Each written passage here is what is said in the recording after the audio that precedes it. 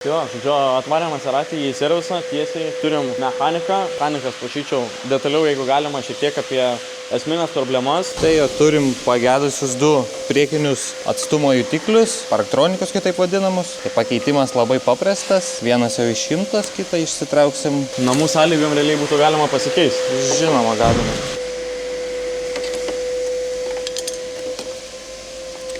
Kitas išsiima labai paprastai.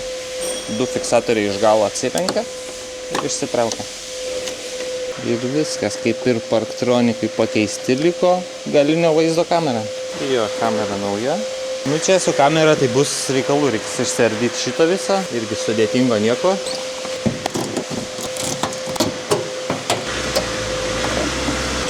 Ir plius.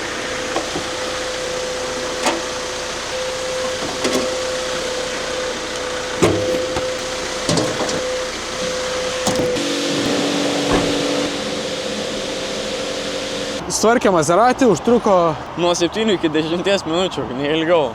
Mūsų meistras tikrai išmano, ką daro labai greitai. Bet ir šiaip atrodė labai viskas paprasta. Teoriškai galėtum namuose ir pats pasikeisti.